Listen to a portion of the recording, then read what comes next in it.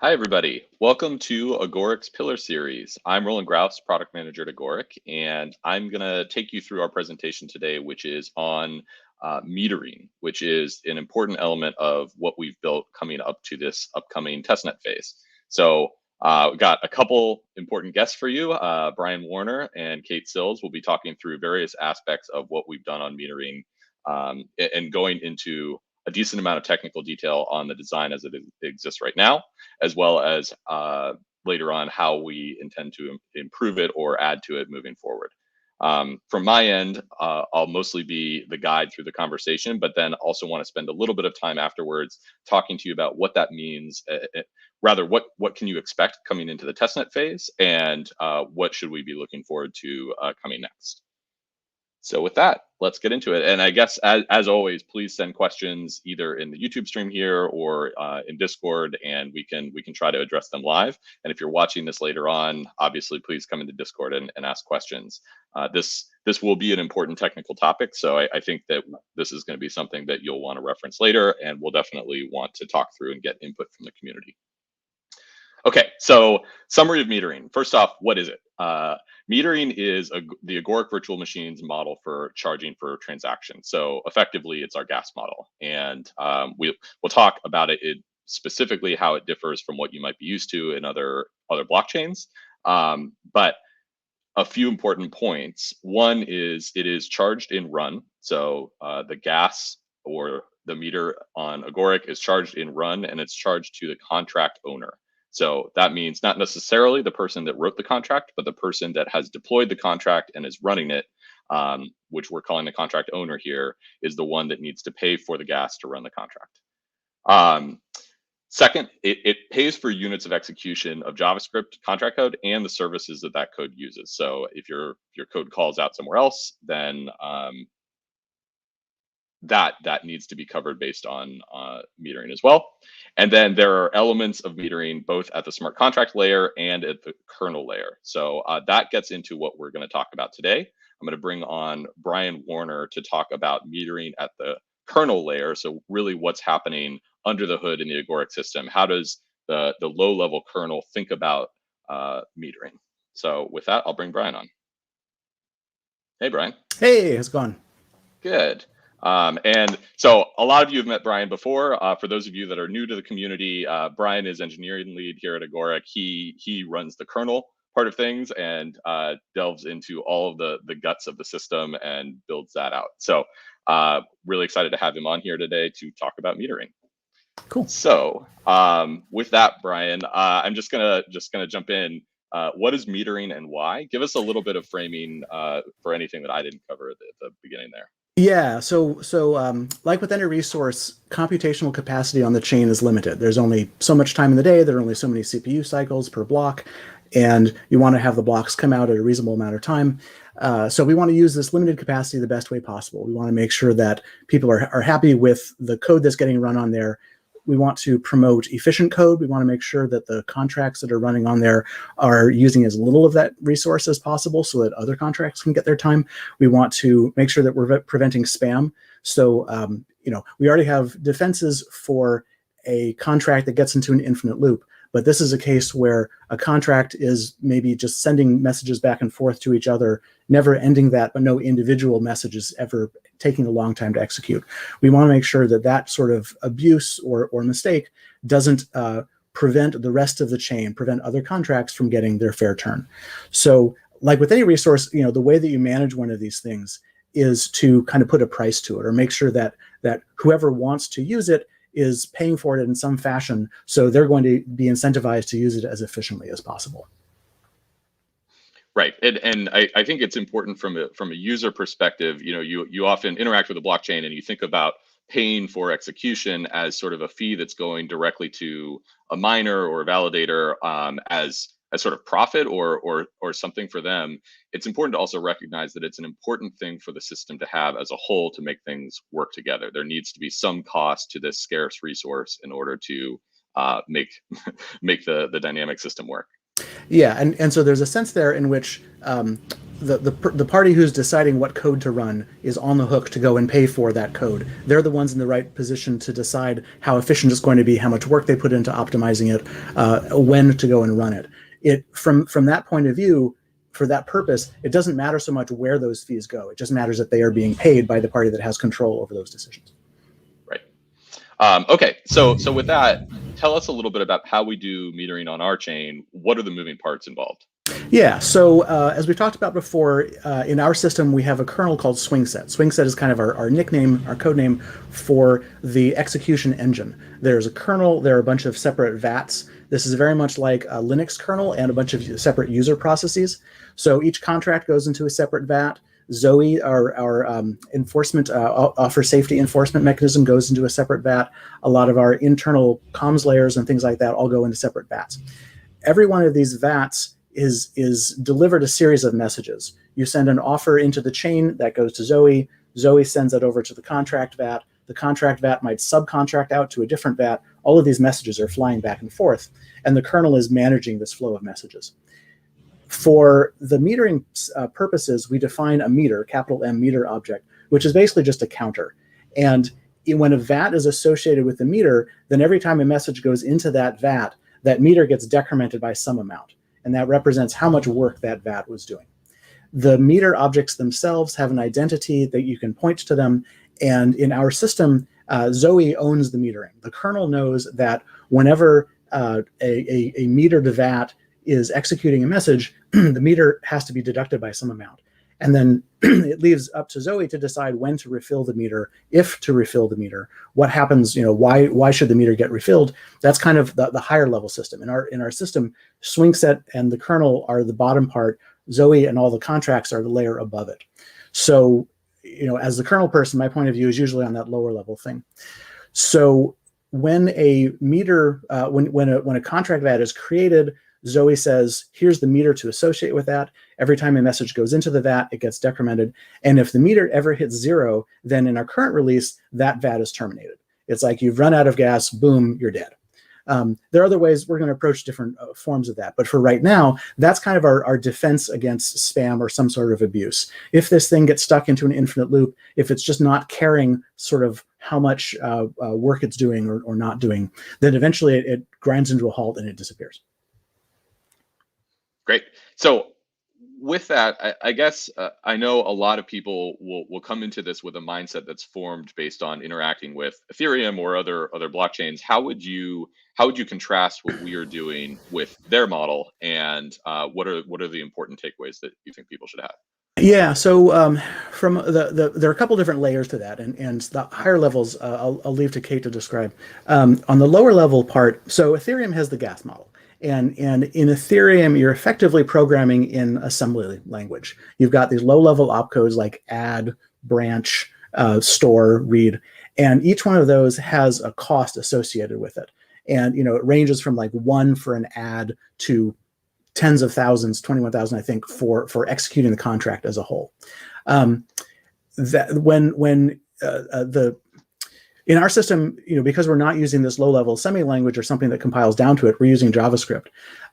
What we've done here is to take the JavaScript engine that we're using, the one called XS, and with our partners over at Moddable, we've instrumented it so that the low-level operations like calling into a function, pushing a stack frame, iterating through an array, all of those different pieces cost some amount.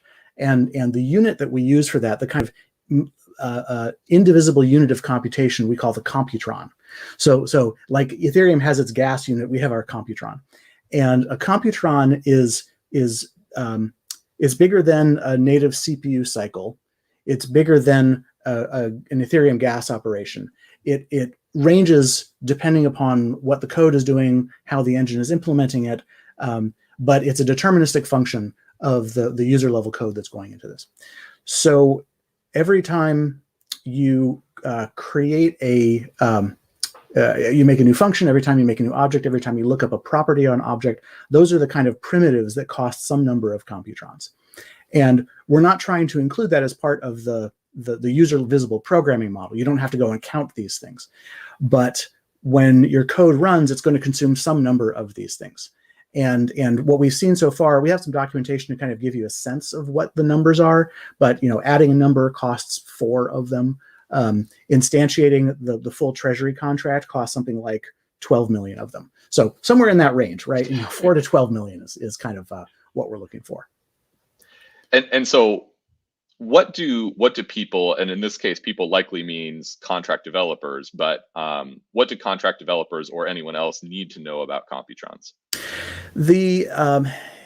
It's going to be a number that you learn rather than a number that you prescribe. So we're working on a simulator tool so that as you're writing your contracts, you have your repository with your contract code and your unit tests. And what we're working on is giving you another directory in there where you have your benchmarks. And basically you write some code that looks like a unit test that says, this is how somebody would interact with my contract. And you run that under a special testing tool, and it'll give you a report that says, when you did this method, it ended up costing this many Computrons. And so from that should hopefully give enough information to tell what the execution costs, what the operational costs of this thing are going to be. And then you can use that information, as Kate's going to talk about, to try and figure out how much you want to expose. Another thing to be aware of is that these Computrons, for a given piece of code, how many Computrons does it end up costing when you execute it? That depends upon the implementation of the engine. So, if we make some optimization to the engine, that could potentially change what that number is. It's going to depend upon all of the libraries that get folded in.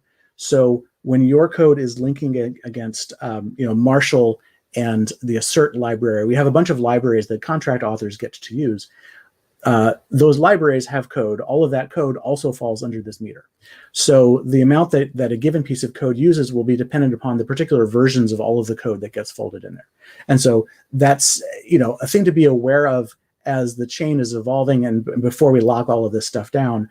When you run something against the current version that's in GitHub today, you might have different metering numbers than what you get next week because we made some changes there in the interim. But for any given release, that ought to be stable. But when your contracts are pulling in third-party dependencies, whatever code is in those third-party dependencies will also get folded into this meter.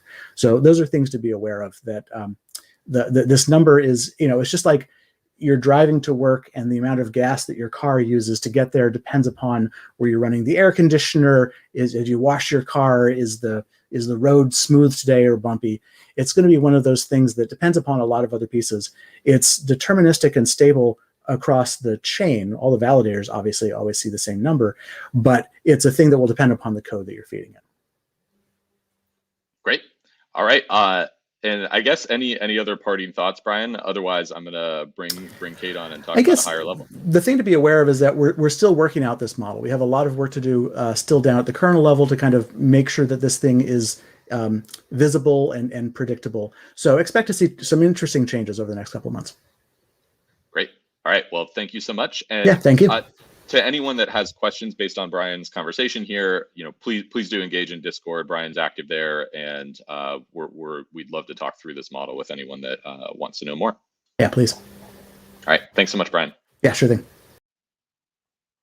All right, so that is sort of the view of metering from the lower level of the system. Brian made a few important points there that I do want to touch on, but I think that Kate is going to do that for me. So I'm just going to bring Kate on right now.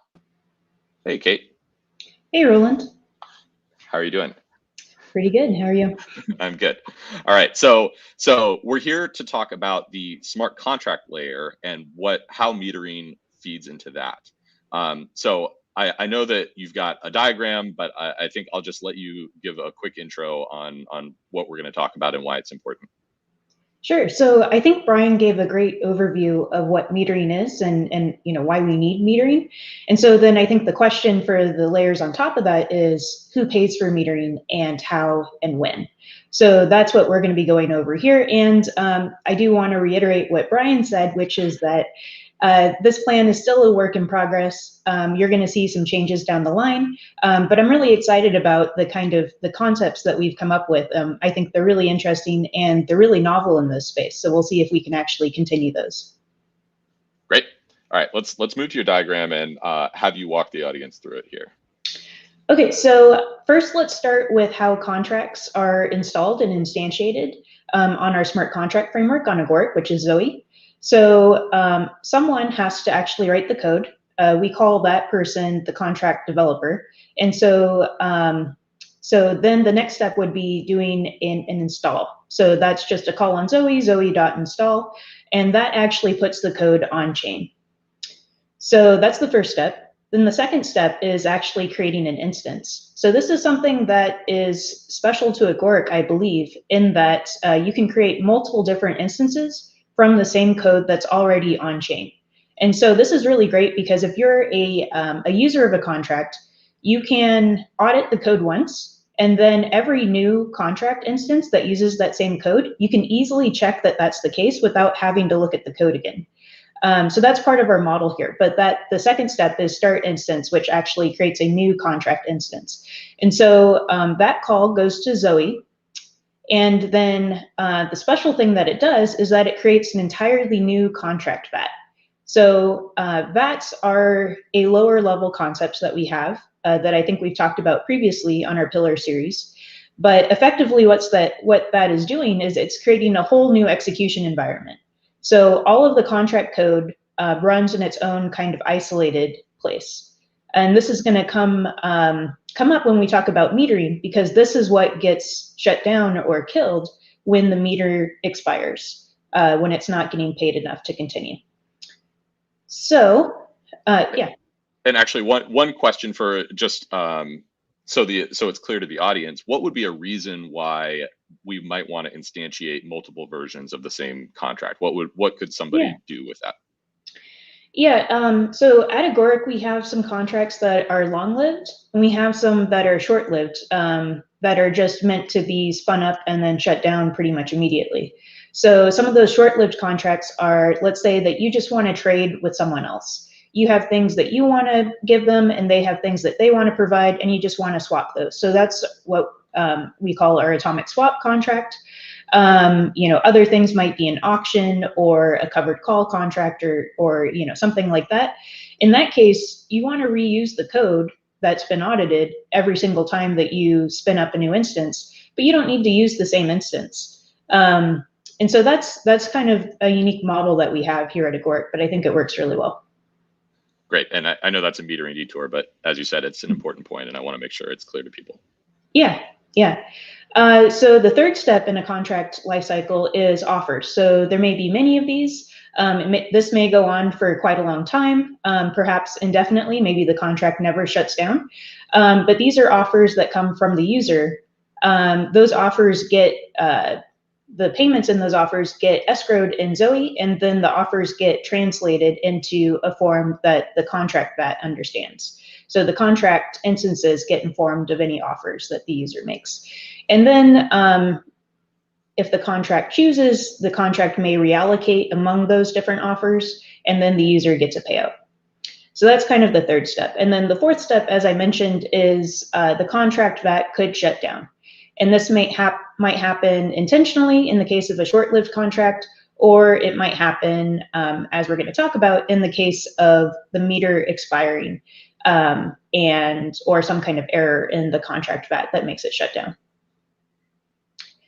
So I think at this point we can probably talk about the fees that we introduced lately. So there are 4 different fees, and actually I should probably say there's let's add on another, let's say 5 different fees here. So the first is for most of these steps where you're doing something that's pretty costly to Zoe, we're going to charge a small fee for that. So installing code on chain, that's a cost that everyone has to carry. So we're going to charge a storage fee for that. So for the install step, there is a cost to starting a new instance. This is actually a pretty large cost because you're creating a whole new contract vat and you're executing all of the code that that contract instance has. Offers as well will take a fee. This goes to Zoe for processing, for escrowing all of the payments, for coordinating the payouts and things like that. And then any type of call that will eventually go into the contract, we also want to be able to charge a fee for. So one thing that is really special about our model is that, as Roland said, we want the contract owner, the entity that created the new contract instance, the new contract VAT, to pay for execution. So that means that the contract owner has what we call a fee purse. It's a purse that has run in it that's going to be charged every time the meter needs to be refilled. And so, if there's ongoing execution, the contract owner may have to keep paying into that fee purse. And so part of this design is that we wanted the contract owner to be able to recoup their costs. So it wouldn't make sense for the contract owner to be paying, all of the costs for all of the activity that's going on in the contract VAT if other people are using it and benefiting from it and, causing the execution to happen. So right now, what's on master and what's going to be on testnet is that when an invitation is made, the contract owner can choose to have a fee associated with that invitation, as well as an expiration or expiry. And we do that just so that the user can have an idea, have a real quote of what their fees are going to be. And then when the user makes an offer, they're actually charged that fee. So we think that that is the best model. As a consumer myself, if someone quotes me for, replacing my AC or something, I anticipate that they're going to give me a quote and then they're going to charge, hopefully, exactly what the quote was. That would be the best case scenario.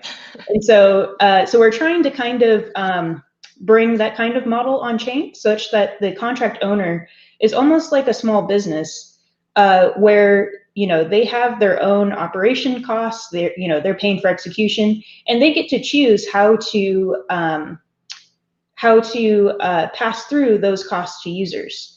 And there's a variety of different methods by which they could do that, but we want to give a lot of room in the design space for them. Yeah, and this is such an important point, and I'm going to make it later in slides as well, but I want to reiterate at a higher level for people as well. So as the contract owner, which means as the person that is running the protocol, you may not have written it, but you're the one running it. You are responsible for making sure that execution is covered. And what Kate is sort of talking through is one of several ways in which that might be passed through directly to users, which effectively devolves into a model that users are more familiar with, where every single transaction they pay for the exact cost of that transaction, like for example in Ethereum. But that's not the only way that you could manage it. You could manage it as a profit center where you actually are charging more than the transactions cost you. And we think that there will be significant flexibility there. We also are interested in not only the helpers that we're building for contract owners to be able to manage this, but ideas from the community as well. So anything that would allow management of this in a more straightforward way, we're excited to build out. Okay, so from I guess one thing that Brian, I think was leaving to the higher levels, Kate, is he talked a lot about Computrons, but he didn't necessarily talk about the Computron to run comparison, or how do I, if I know how many Computrons something is going to cost, how do I know how much that's going to cost in run? And where does that transition happen? That's a really good question. So right now, like Brian said, Zoe is the only thing that holds the meters and refills the meters. And currently on the testnet, Zoe is doing so with the hard-coded run to Computron ratio or price. This will eventually be, fed an economic model that is dependent on the supply and demand of Computrons. But currently it's just hard-coded. So what Zoe does is every time that the contract VAT meter needs to be refilled, Zoe charges the contract owner's fee purse a certain amount of run based on this hard-coded price.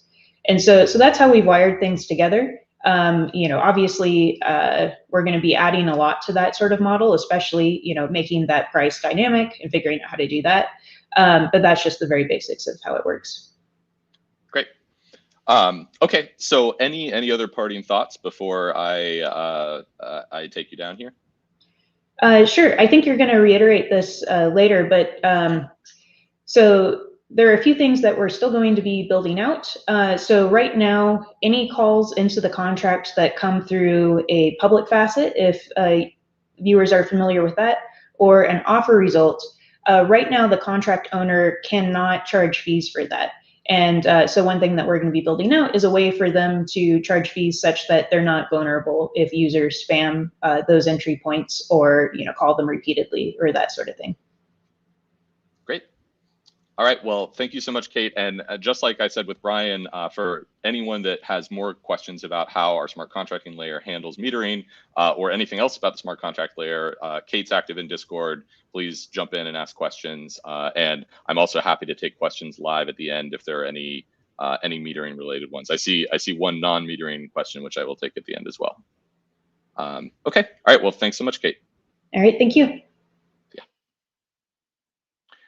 Okay, so as I mentioned at the beginning, what I'm going to do for the rest of the presentation here is really just give a brief overview of, given what we've learned about metering so far, what can people expect in the testnet, a little summary of what's coming next, which I think both Brian and Kate have both spoken to, and then I can take questions after that.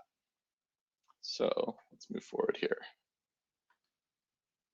Okay, so we've talked about this a couple times. It is important to reiterate, as the contract owner, you are in charge of maintaining an operational account that has enough run in it to pay for the execution. That run there may be pass-through costs that you're able to send to users for different interactions, but you do have flexibility around that. And the reason we bring this up is this is different from the model that you may have that contract developers are used to from Ethereum or other places, where you really just don't have to think about gas. In those blockchains, really you're trying to optimize gas because it's a pass through for users, and the lower the prices, the better. But it's not something that you are actually managing directly. And here that is different. And we like that alignment because we think that as the contract owner, you sort of have the most control over what operations you want done and how best to optimize those. You'll be able to charge users pass through, and we will be building additional tools to help manage that. Right. So then what's next? And Kate touched on a couple of these, but really an important one is what we've been calling the escalator algorithm. So right now there is really just a single price that you are, as a user, you might select for your transaction. The escalator algorithm would allow you to select not only a starting price potentially, and details of that are still being worked out, but how quickly you're willing to escalate your bid if your transaction is not processed right away. And the idea is that there is some queue that is processing at a certain sort of clearing bid for transactions, and as your bid gets there, it gets processed. And that is sort of how you would manage the priority of your transaction based on that escalator. The other piece that goes with that is having different priority queues represented by different escalators with different rates. So, for example, if I'm submitting a bid for something that's not that important to me, a transaction that's not that important to me, and I want it to process eventually, but if it processes in 4 hours, that's fine. I might submit one with a very shallow slope. But someone that has a much more important transaction may be willing to keep increasing their bid rapidly, and they want it to get done in several seconds. So they might have a much sharper slope for their escalator. That is still in design. This is based on work that a lot of the team has done and implemented in production systems in various other capacities. So we have a lot of design that's already been completed here. One other piece of that is that treasury liquidations are going to be privileged in the system, or at least that is the plan right now. The treasury, for those that are familiar with the Agoric system, the treasury is how you mint run. Run is the asset that you're using to pay for execution. It's also the primary denomination for assets on the Agoric chain, and it is sort of core to how the economic model works. And maintaining run's value and making sure that the treasury doesn't become under collateralized is a really important part of the general system health. Therefore, liquidations that happen on the AMM that the treasury is at least in control of may get their own lane in priority. So open to input on that piece. That's something that is still in design, but we think that is a major benefit that we can have to promote the health of our stablecoin, and it's something that other other stablecoins really can't do. So if you look at MakerDAO, MakerDAO has no control over how liquidations occur, how quickly they occur on the Ethereum system. We have a little bit of ability to make that a stronger element. And then the last piece is, Kate mentioned already, there are a few gaps right now in where we are allowing the contract developer and owner to charge fees to users. So what that means is that if we went live with this model, there would be ways for other users to spam transactions and drain the budget of a contract. Obviously, all of those gaps need to be filled before we're live in production. So one of them is just public facets and offer results. Currently don't have that ability to charge pass-through to users, but that will be obviously built prior to going live here. So if you're looking at the metering model in the testnet, just know that there are those ways to kill contracts. Please don't. We know that there are no points associated with that, and that will make the testnet unhappy for other people. Okay, so I know a couple non-metering related questions have come in, so I was going to handle them here. I see Dean is handling the IBC one live, so I'll let him continue there. The other question that came in are most important features that distinguish us from competitors. So frankly, there are a lot. I think that the native economy is a big piece of that, and then also the entire JavaScript smart contracting layer, right? Being able to write smart contracts in JavaScript, we found is the biggest draw and most compelling draw when we talk to developers.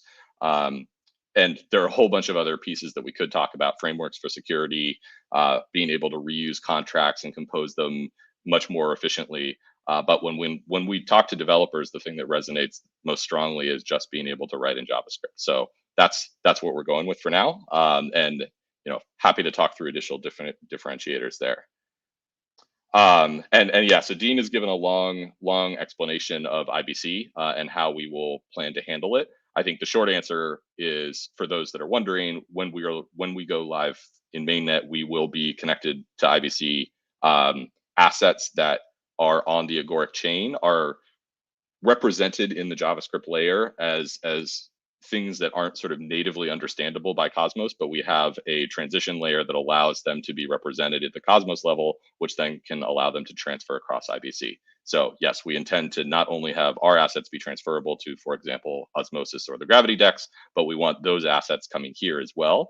And if you're a developer that's listening and paying attention to what's happening in Cosmos and interested in a possible opportunity, we will be the place where you can most rapidly build new capabilities that leverage tokens on other chains. So think about that.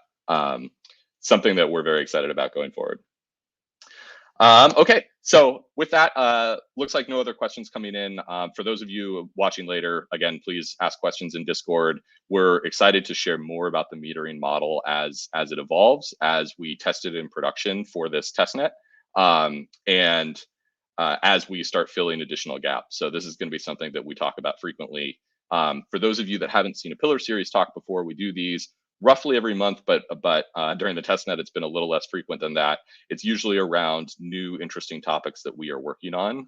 We will likely have one on governance coming up if another topic doesn't push that out first. So really excited to engage with everybody and appreciate all the time. So thank you so much.